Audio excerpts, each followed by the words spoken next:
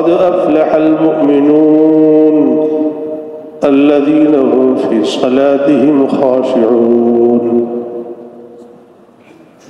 صدق الله العظيم وصدق رسوله النبي الكريم আলহামদুলিল্লাহ, আল্লাহর লাখ লাখ শুকর। তিনি সুস্থ শরীরে আমাদেরকে আল্লাহর ঘর মসজিদে ফরিজায়ে সালাতে জুমা আদায় করার লক্ষ্যে এবং কিছু দ্বীনি নসিহত, দ্বীনি দর্স শোনার লক্ষ্যে আসবার, বসবার, শুনবার, শোনাবার তৌফিক দান করেছেন। আলহামদুলিল্লাহ। আল্লাহ তাবারক ওয়া তাআলা বড় আদর করে, যত্ন করে হযরতে ইনসান, প্যারা ইনসান, সবচেয়ে ভালো মখলুক, হাজার হাজার মখলুকাতের ভিতরে, সৃষ্টির ভিতরে কাউকে আল্লাহ তাবারক ওয়া তাআলা ফেরেশতাদের সঙ্গে পরামর্শ করে খলিফা হিসেবে দুনিয়াতে পাঠান। পৃথিবীতে দৃশ্যমান অদৃশ্যমান যত মখলুক আছে সবাই হলো আপনার আমার খাদেম, আমাদের উপকারের জন্য। দৃশ্যমান অদৃশ্যমান এই জন্য বললাম যে কিছু তো আমরা দেখি, কিছু এমনও মখলুক আছে যেগুলো আমরা দেখি, বিজ্ঞানীরা পর্যন্ত এখনো বের করতে পারে নাই। আল্লাহ তাবারক ওয়া তাআলা তিনি খালিক ও মালিক, সেই সকল মখলুকের সৃষ্টিকর্তাও আল্লাহ, এবং সেগুলো আল্লাহ জানেন তারা কোথায় আছে, কিভাবে আছে, কি ধরনের খাবার তাদের দরকার, স্বাস্থ্য ব্যবস্থা, তাদের সামাজিক ব্যবস্থা, প্রজনন ব্যবস্থা, এই সব কিছু এমনিতেই হয় নাই। মহান আজিমুশ শান রব্বুল আলামিন, আরশের মালিক, যার কাছ থেকে আমরা আসছি, আবার যার কাছে ফিরে যাব, তিনিই করেন। আমরা যে এই জগৎ দেখি, দুনিয়াকে জগৎ, এই জগৎ এবং আমরা বা মানুষ, এই মানুষ কিন্তু আর একটা ছোট জগৎ, আলেমে আসগার বলা, মাথার চুলের থেকে নিয়ে পায়ের নখ পর্যন্ত, এর ভেতরে ছোট ছোট নমুনা যা এই বড় জগতে আছে, এগুলোর সব কিছুর নমুনা আছে। এই বড় জগৎকে আল্লাহ তাবারক ওয়া তাআলা সৃষ্টি করেছেন এই ছোট জগতের উপকারের জন্য, কল্যাণের জন্য, ভালাইয়ের জন্য, একে সুন্দরভাবে জীবিত, জীবন্ত রাখার জন্য। আল্লাহকে সিজদা করতে হলেও কপাল লাগবে। রব্বুল আলামিনের সান্নিধ্যে সবচেয়ে নিকটবর্তী বান্দা সিজদার হালাতে, আলা কদমাইর রহমান, হাদিস শরীফে আসছে, তারা নবী সাল্লাল্লাহু আলাইহি ওয়াসাল্লাম বলেন যে বান্দা যখন সিজদা করে তখন যেন আল্লাহর কদমের উপরে সিজদা করতেছে। কি অনুভূতি আপনি একটু কল্পনা করেছেন? সিজদার পূর্বে একটু কল্পনা করবেন যে আমি মহান আজিমুশ শান রবের নুরানি কদম যেন আমার সামনে, আল্লাহ নবী বলেছেন, তো তার সেই কদমের উপরে আমার কপাল ঠেকাচ্ছে। এর চাইতে সৌভাগ্য, হে তুমি, হে আমি, আর পৃথিবীতে আর কিছু হতে পারে না। সবচেয়ে বড় ডিগ্রি, সবচেয়ে বড় আনন্দের জিনিস। এই জন্য এই অনুভূতিটুকু আমাদের ভেতরে নাই কারণে আমরা খুব দ্রুত সিজদা করে ওঠার চেষ্টা করি। আর যাদের কাছে এই অনুভূতি আছে তারা সিজদায় পড়লে, সিজদায় গেলে আর মাথা উঠাইতেই চায়। লম্বা সিজদা হইতেছে, ফরজের ভেতরে না, নওয়াফিল, সেখানে সিজদা এত লম্বা, মনে হয় যে ঘুমায় গেছে, অথবা জীবন জানটা বের হয়ে গেছে, মনে হয় ওই অবস্থায় জান কাবজ হয়ে গেছে। ইয়া রাব্বাল আলামিন, ইয়া আহকামাল হাকিমিন। তো এই ছোট জগৎ যেমন নষ্ট হয়ে যায়, আমরা দেখি অসুস্থ হই আমরা, যেই সৃষ্টির ভিতরে, আমাদের ভিতরে যেই ভারসাম্য, সেগুলো যদি সঠিক না থাকে, কোনোটা বেড়ে গেল, কোনোটা কমে গেল, অথবা বাহিরের কোনো কারণ, বড় জগতের কারণ। এই বড় জগৎ কিন্তু খুবই ভালো ছিল, এত ভালো ছিল যে দূষণ, পরিবেশ দূষণ তো ছিলই না। বড় জগৎ ভালো থাকলে আপনার শ্বাস প্রশ্বাস, যে ভিতরকে পরিষ্কার করা হচ্ছে প্রতি মুহূর্তে, এটা কিন্তু ভালো থাকতো। এটা ভালো থাকলে সুস্থতা এমনিতেই আসত। এই বিষয়টা একটু মাঝে মধ্যে গৌর করবেন, ফিকির করবেন, ধ্যান করবেন, চিন্তা করবেন যে আল্লাহ তুমি আমাকে সৃষ্টি করেছ আমার জন্য, আমার উপকারের জন্য। কত কিছু তোমার ব্যবস্থা আমরা জানি না, কিন্তু অলক্ষ্যে সেগুলো কিন্তু আমরা গ্রহণ করছি। কোন গাছ থেকে কি ধরনের অক্সিজেন নির্গত হচ্ছে আমরা দেখি না, কিন্তু সেগুলো আমরা উপভোগ করতেছি। তো আমরা যেমন আমাদেরকে নষ্ট করি, আমাদেরকে ক্ষতিগ্রস্ত করি, ঠিক তেমনি ভাবে আমরা এই পৃথিবীকেও ধ্বংসের দিকে নিয়ে যাচ্ছি, এই পৃথিবীকেও ক্ষতিগ্রস্ত করতেছে। এই যত ধরনের ক্ষতিগ্রস্তের যা কিছু আছে সব কিছু অধিকাংশ মনে হয় যে 99% এ মানুষের সৃষ্টি, মানুষের করা। এখনো শুনে আপনারা অনেকেই জানেন যে আমেরিকাতে কয়েকটা জায়গায়, তাদের কয়েকটা বলেন, প্রভিন্স বলেন, স্টেট বলেন, সেখানে এখনো এমন এক জাতি বাস করে, তারা পৃথিবীর কোনো উন্নত যা কিছু আছে, এমনকি বিদ্যুৎও তারা গ্রহণ, আমিষ, এদেরকে বলে আমিষ। এই আমিষ অঞ্চলে যদি আপনি যান, এই নিউ ইয়র্ক থেকে হয়তো 2-3 ঘন্টার দূরত্বে বিরাট বড় একটা কমিউনিটি তাদের আছে। সেখানে তাদের শিক্ষাগত ব্যবস্থা হলো যে তারা 8-এর পরে আর পড়ে না, পরিপূর্ণ পর্দার সঙ্গে থাকে। দুনিয়ার কোনো কিছু, কোনো উন্নতি, কোনো কিচ্ছু তারা স্পর্শ করে। এই শত বছর ওখানে বসবাস করতেছে। আমরা 18 বা 1700 সালে ওখানে গেছিলাম।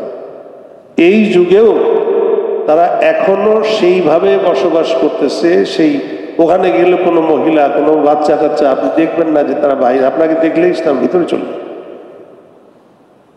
তাদের লেবাস, পোশাক, আচার আচরণ, খাদ্য, এর মধ্যে কোনো কিছুর স্পর্শ তারা করতে দেয় নাই। এই যুগেও এখনো তারা ঘোড়ার গাড়িতে চড়ে আমেরিকার মতো জায়গাতে, পারলে পারে।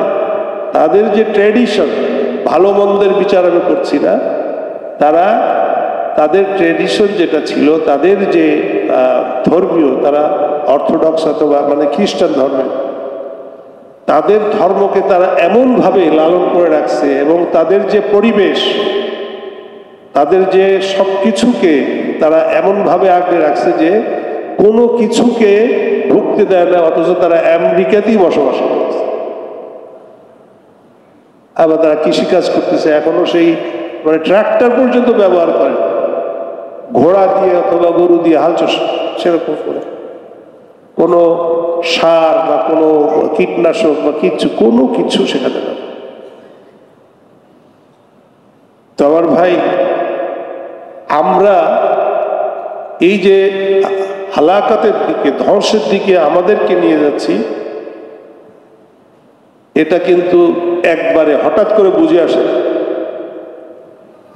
হঠাৎ করে দেখলো যে একেবারে অসুস্থ হয়ে পড়ছে। যদি এরকম হতো তাহলে মানুষ সচেতন হতো, কিন্তু এই পর্যায়ক্রমে যেহেতু যে আস্তে আস্তে সে খারাপের দিকে যাচ্ছে, তো এই বুঝটা যাদের বুঝে আসে, যারা রিসার্চ করে তারা বুঝে, এবং যারা সচেতন তারা বুঝে। তো এই রিসার্চ করেনওয়ালারা কিন্তু কম, তারা বলে, প্রচারের মাধ্যমে মানুষে জানে, তার ভিতরে যে উপকৃত হয় সে উপকৃত হয়, আর যে উপকৃত না হয় সে সেইভাবে চলে, তো ক্ষতিগ্রস্ত হয়। দেখা গেল 10 বছর পরে ক্যান্সার আক্রান্ত হয়ে গেছে। এই আল্লাহ নবী সাল্লাল্লাহু আলাইহি ওয়াসাল্লাম, প্যারা হাবিব, আজান দিচ্ছে, ডাকছে, আসো আসছি সবাই। কি ব্যাপার?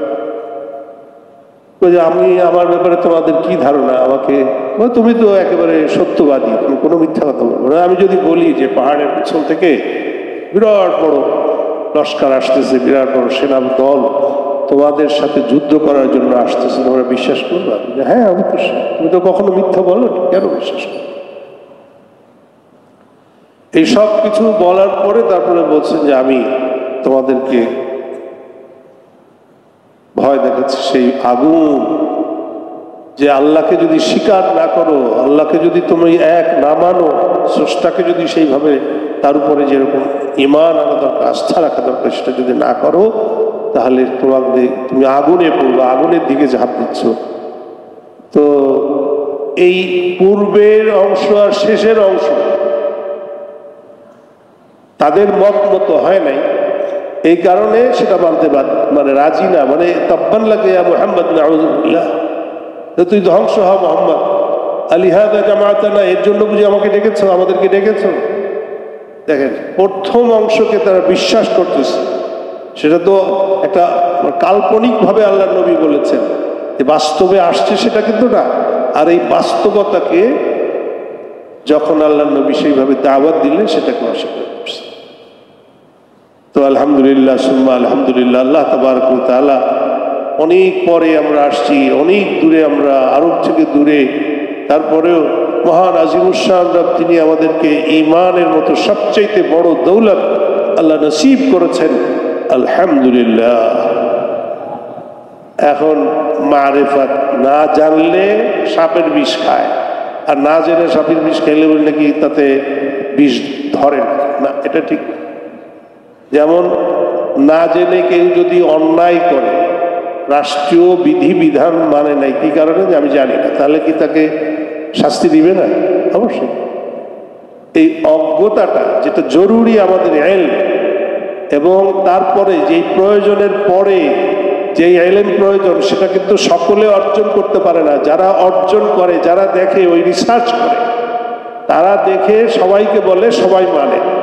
এই হলো সেই এক দল উলামায়ে কেরাম, ওনারা সেই ইলমে মারিফাত, আল্লাহ নবীর সেই সকল উলুম, আল্লাহ তাবারক ওয়া তাআলার পরিচয় পরিচিতি, তিনি কত আজিম শান, কত বড়, তার আজমত কিরকম, তার হক কিরকম, তার বিধিবিধান কি, সব কিছু বাহ্যিকভাবে সব জেনে আমাদেরকে জানাচ্ছে। আমাদের উচিত হবে, আমাদের জন্য কল্যাণ হবে, সর্বকল্যাণ, সর্বদিকের কল্যাণ, এহকাল পরকাল। ভাই জানলাম মানলাম না, না, এই জানার নাম জানা না। জানা ওটাই আমাদের জন্য ফলপ্রসূ হবে, যেটা আমরা জানলাম এবং মানলাম। জানার পরে আমাদেরকে মানতে হবে। জানতো তো আবু জাহেল, আবু লাহাব, তারাও জানতো, ইয়ারিফুনাহু কামা ইয়ারিফুনা আবনাআহু, আল্লাহ নবীকে তারা যে তিনি যে সঠিক নবী সেই হিসাবে চিনত, এরকম যেমন তাদের সন্তান সন্ততিদেরকে চিনে, কিন্তু মানে নাই। এই না মানার কারণে পরিপূর্ণ মারিফাত, পরিপূর্ণ জানা সত্ত্বেও উপকৃত হতে পারে নাই, তারা সে আগুন থেকে বাঁচতে পারে। তোমার ভাই আল্লাহ তাবারক ওয়া তাআলা কোরআনে এত সুন্দর করে আপনাকে আমাকে মুমিনিন মুমিনাতদেরকে খেতাব করেন, সম্বোধন করেন, এই শোনো। কোথাও বলেন যে তোমাদের সবকিছু তো আমি কিনে নিয়েছি, বিআন্না লাহুল জান্নাহ, ইন্নাল্লাহা আশতারা মিনাল মুমিনিনা আনফুসাহুম ওয়া আমওয়ালাহুম বিআন্না লাহুমুল জান্নাহ। হে আমার বিশ্বাসীরা, হে মুমিনিন মুমিনাত, তোমাদের মাল যেটা তোমাদের জন্য সবচেয়ে প্রিয়, এখানে কিন্তু মালটা, ধন সম্পদটা প্রথমে আছে, আমওয়ালাহুম ওয়া আনফুসাহুম, মাল ধন সম্পদ, যার কারণে মানুষ জীবন দিয়ে দেয়, যার কারণে মানুষ জীবনে তার যেভাবে আল্লাহকে ভয় করা দরকার ছিল, যেভাবে রক্ষণাবেক্ষণের প্রয়োজন ছিল, সেটা করে না, সেটা কিন্তু এই মালের অধিকাংশ মালের। যেখানে মাল সেখানেই গোলমাল বেশি হয়। আরো অন্য অন্য অনেক কিছুই আছে, কিন্তু এই মালের কারণে, যেহেতু আমরা তো, আল্লাহ বলছেন যে আমি তো তোমার কাছ থেকে কিনে নিয়েছি, এবং এখানে খেতাব সম্বোধন হলো মুমিনিন, তোমরা যেহেতু বিশ্বাসী, তো আমার এই অধিকার আছে, আমি, তোমরা রাজি হও না হও, রাজি হবে না কেন, তুমি তো রাজি হয়ে গেছো। আমানতু বিল্লাহ, যখন তুমি বলেছো আল্লাহ তোমার কাছে আমি সব তোমার হুকুম আহকাম, তোমাকে আমি তো তোমারই হয়ে গেলাম, এখন তো তোমাকে ছাড়া কিছু বুঝি না, এই জন্য আমি তো কিনে নিয়েছি হে মুমিনিন, তোমার মাল আমার, এখন মাল আমার কি সব আল্লাহ নিয়ে যাবে? না, তোমারটা তোমার কাছেই থাকবে, তোমার এই প্রাণ, তোমার এই জীবন, তোমার এই মাল ধন সম্পদ সবকিছুই আমার দেওয়া থাকবে তোমার কাছে, কিন্তু পরিচালনা আমার বিধিবিধান অনুসারে তুমি করবা, শুধুমাত্র এইটুকু চাই। আচ্ছা, আমরা যে জাকাত দিলাম বা জাকাত দেই, এই জাকাতটা কি এই মসজিদে এসে রেখে যায় বা কোথাও এমন জায়গায় দিয়ে যায় বা শেষ হয়ে যায় এরকম কিছু না?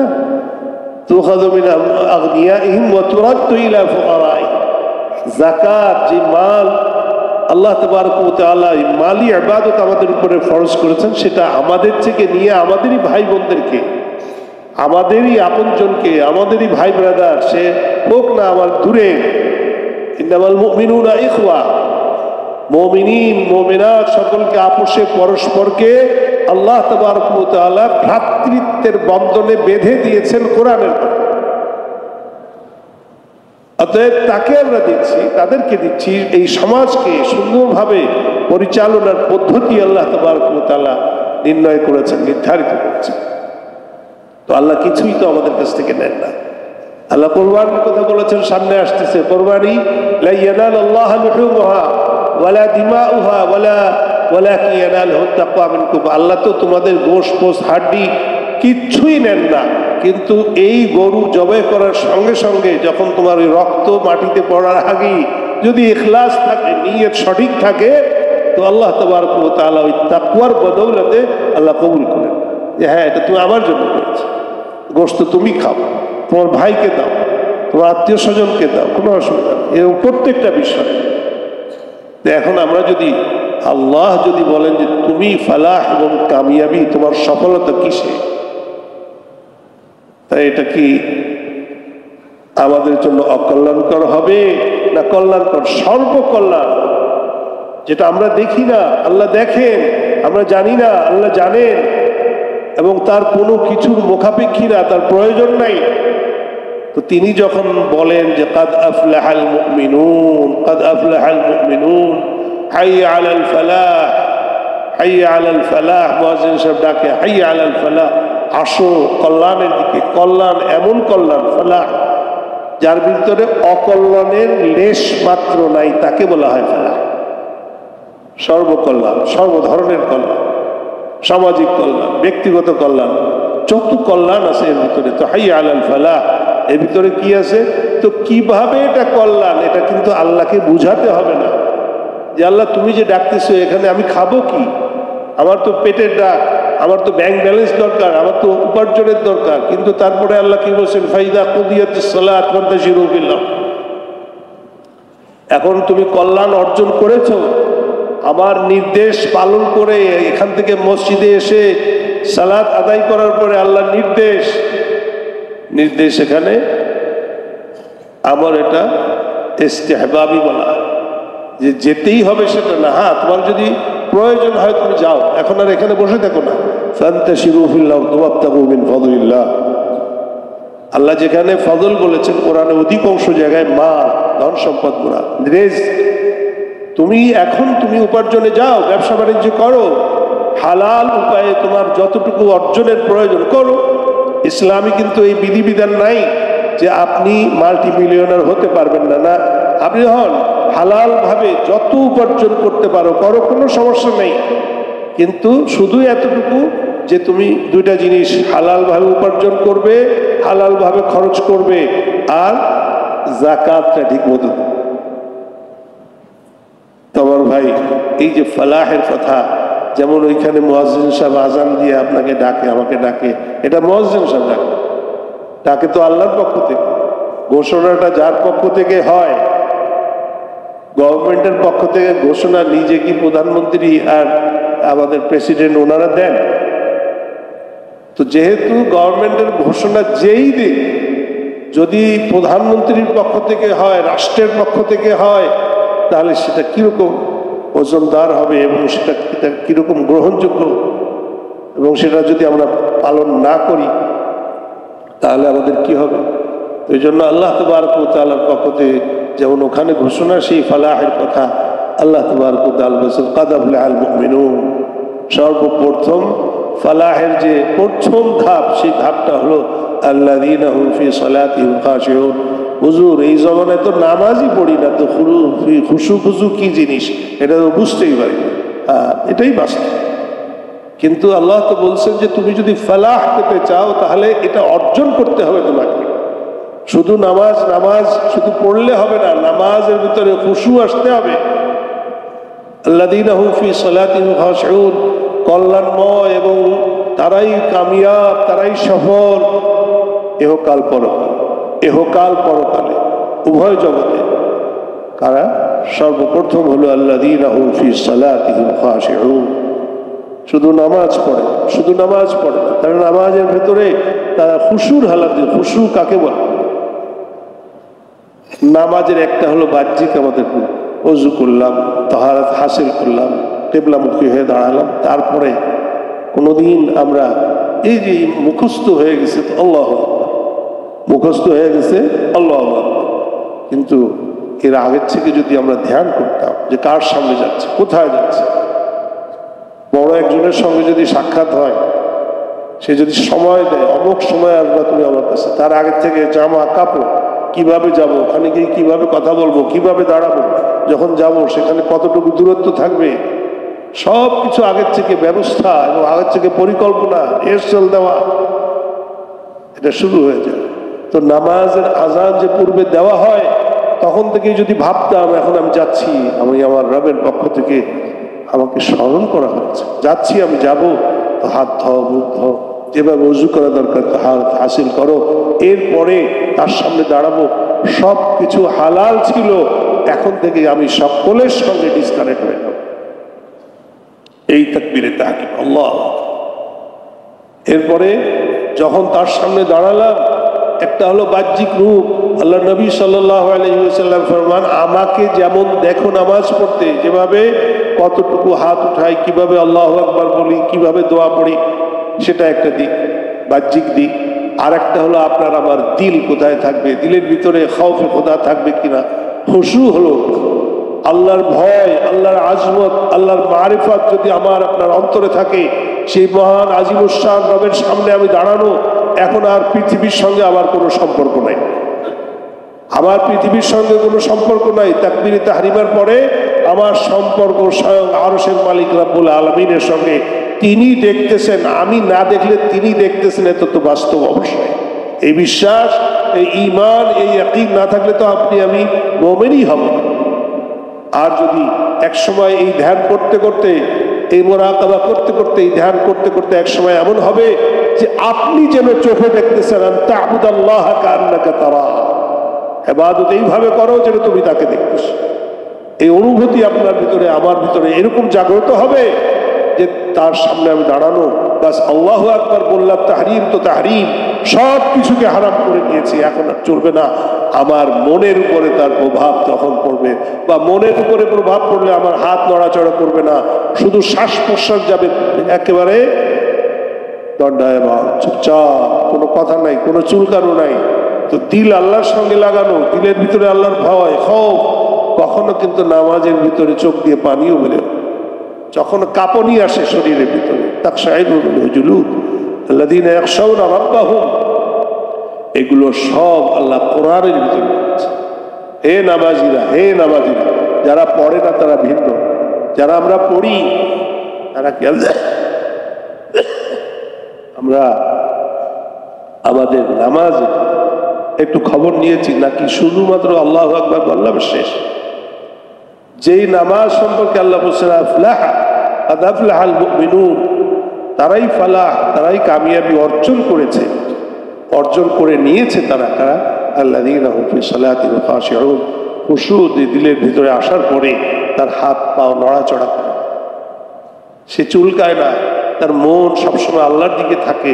শুরু হলো যে আপনি আমি এখানে নাই, আসলাম, অবতরণ করলাম, ছিলাম, আসলাম, এরকম ছিলাম না, আসলাম, এই জন্যই তো সালাম, আসসালামু আলাইকুম ওয়া রাহমাতুল্লাহ। শেষ হয় কি দিয়ে? আসসালামু আলাইকুম দিয়ে। আসসালামু আলাইকুম, আপনি এখানে বসে আছেন, আপনি কি বলবেন একজনকে যে আসসালামু আলাইকুম? সালাম তো সাক্ষাৎ অনুপস্থিত হয়ে যখন আপনি উপস্থিত হলেন, এমনকি যদি মনে করেন এই যে খাম্বার থেকে একটু আড়াল হলেন, সাহাবারা এরকমও করতেন, বড় বড় একটু খাম্বা ছিল সেই জমানায়, তো খাম্বার এই দিক দিয়ে চলে গেছে, এই দিক দিয়ে একজন আসছে, তো এই যে অন্তরায়, এই যে যতটুকু আড়াল হলো, এই আড়ালের পরে যে দেখা হলো তখনও সালাম দিতেন আসসালামু আলাইকুম। কিন্তু একই জায়গায় বসে আছে, কিছুক্ষণ পর পর বলবে আসসালামু আলাইকুম, সে তো বলবে। তার মানে কি? তাকবীরে তাহরিমা, ওর মাধ্যমে আপনি আল্লাহর মারিফতের দেশে চলে গেছেন, ওই জগতে ছিলেন, সেখান থেকে এখন আপনি এই অধো জগতে অবতীর্ণ করতেছেন। সর্বপ্রথম যাদেরকে না দেখা যায়, যখন ফেরেশতাদেরকে নিয়ত করে আপনি সালাম করবেন, ডান কাঁধের দিকে আপনি ফেরেশতারা থাকে তাদের নিয়ত করবেন, এবং যত মুসল্লিয়ানে কিরাম আছে তাদের নিয়ত করবেন। এর অর্থই হলো এই যে আপনি এখানে ছিলেন না, আপনি আল্লাহর সঙ্গে ছিলেন, আপনি আল্লাহর সঙ্গে ছিলেন, এ জগতে ছিলেন না। সালাতু মিরাজুল মুমিন, এইরকম জীবন্ত নামাজ যখন হয়, সেই নামাজ ইন্নাস সালাতা তানহা আনিল ফাহশাই ওয়াল মুনকার, সামাজিক যত খারাপই আছে, অন্যায় অত্যাচার ব্যভিচার, এই সব কিছু থেকে এরকম জীবন্ত নামাজ কিন্তু বিরত রাখে।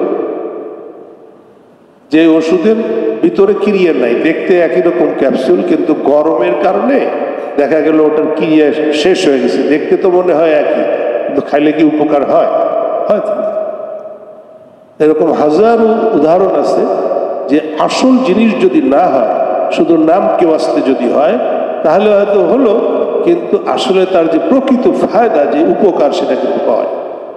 অতএব নামাজ যদি আমাদের খুশুওয়ালা নামাজ হয়, তাহলে অবশ্যই অবশ্যই সেই নামাজের যে উপকারিতা, গুণাগুণ, এই সব কিছু আমরা পাবো, শারীরিক, মানসিক, রুহানি, আত্মিক, এবং তার সমাজে তার প্রচার প্রসার এবং সমাজে তার যে প্রভাব, সেটাও কিন্তু আমরা উপভোগ করব, এবং সেটাও অবশ্যই।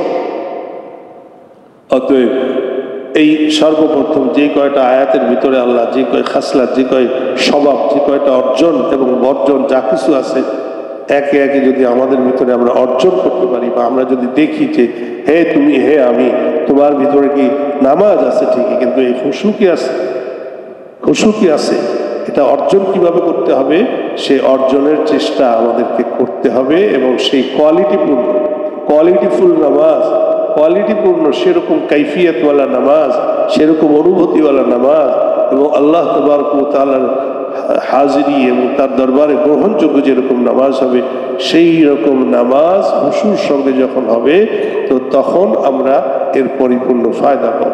আল্লাহ তাবারক ওয়া তাআলা আমাদের সকলকে